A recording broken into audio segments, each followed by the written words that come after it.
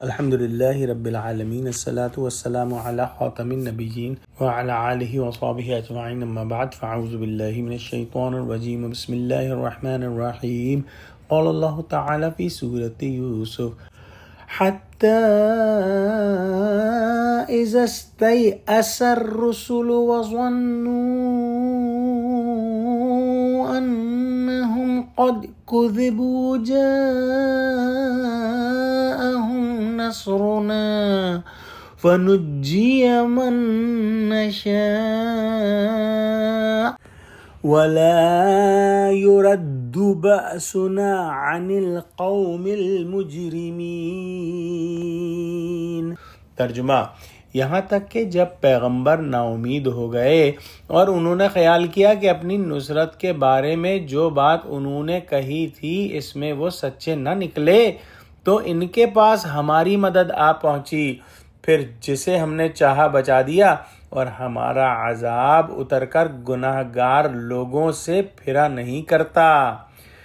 یعنی جب رسول جو تھے انہوں نے دعوت دی اور لوگوں نے ان کو جھٹلا دیا اور جھٹلا کر اپنی جو ہے بدمستیوں میں اور اپنے گناہوں میں اور اپنے کفر میں پڑے رہے اور ان کو تاخیر عذاب سے دھوکا ہوا کہ عذاب آنے والا ہی نہیں۔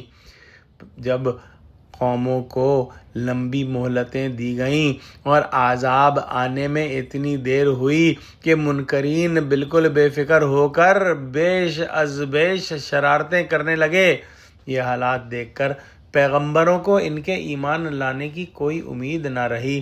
ادھر خدا کی طرف سے ان کو ڈھیل اس قدر دی گئی کہ مدت دراز تک عذاب کے کچھ آثار نظر نہ آتے تھے۔ غرض دونوں طرف کے حالات و آثار پیغمبروں کے لیے یاس انگیز تھے، اور یہ منظر دیکھ کر کفار نے یقینی طور پر خیال کر لیا کہ انبیاء سے جو وعدے ان کی نصرت اور ہماری ہلاکت کے کیے گئے تھے سب جھوٹی باتیں ہیں۔ عذاب وغیرہ کا ڈھکوسلا صرف ڈرانے کے واسطے تھا۔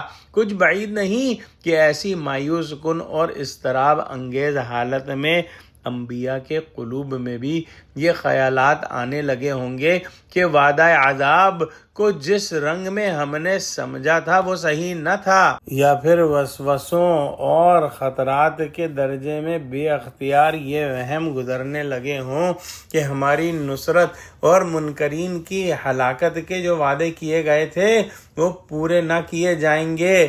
جیسے دوسری جگہ فرمایا کہ وَزُلْزِلُوا حَتَّى يَقُولَ الرَّسُولُ وَالَّذِينَ آمَنُوا مَعَ مَتَىٰ نَصْرُ اللَّهِ، کہ جب مومنین کو جو ہے آزمائشوں میں ہلا ڈالا گیا اور یہاں تک کہ رسول اور جو ان کے ساتھی تھے کہنے لگے کہ اللہ کی مدد کب آئے گی۔ جب یہ حال ہوا تو مجرمین کی بے خوفی اور انبیاء کی تشویش اس حد تک پہنچ گئی۔ اس وقت ناگہاں آسمانی مدد آئی، پھر جس کو خدا نے چاہا یعنی فرما بردار مومنین کو محفوظ اور مصون رکھا اور مجرموں کی جڑ کاٹ ڈالی۔ تنبیہ: اللہ تعالیٰ کی غیر محدود رحمت و مہربانی سے نا امیدی کفر ہے، لیکن ظاہری حالت و اسباب کے اعتبار سے نا امیدی کفر نہیں۔ یعنی یوں کہہ سکتے ہیں کہ فلاں چیز کی طرف سے جہاں تک اسباب ظاہری کا تعلق ہے مایوسی ہے، لیکن حق تعالیٰ کی رحمت کاملہ سے مایوسی نہیں۔ اور اس آیت کے اندر یہی مایوسی مراد ہے جو ظاہری حالات و آثار کے اعتبار سے ہو، ورنہ پیغمبر خدا کی رحمت سے کب مایوس ہو سکتے ہیں؟ کفر کا وسوسہ کفر نہیں، نہ کسی درجے میں ایمان یا عصمت کے منافی ہے۔ حدیث میں آیا ہے کہ صحابہ رضی اللہ تعالیٰ عنہم نے عرض کیا کہ رسول اللہ، ہم اپنے دلوں میں ایسی چیزیں بے اختیار پاتے ہیں جن کے زبان پر لانے سے ہم بہتر سمجھتے ہیں کہ جل کر کوئلہ ہو جائیں۔ آپ نے فرمایا، کیا ایسا پاتے ہو؟ عرض کیا ہاں۔ فرمایا تو یہ کھلا ہوا ایمان ہے۔ دعا کرتے ہیں کہ اللہ سبحانہ و تعالی ہم کو قرآن کا فہم عطا فرما اور مسلمانوں کو متحد فرما دے، آمین۔ وآخر دعوانا الحمد للہ رب العالمین۔ السلام علیکم ورحمۃ اللہ وبرکاتہ۔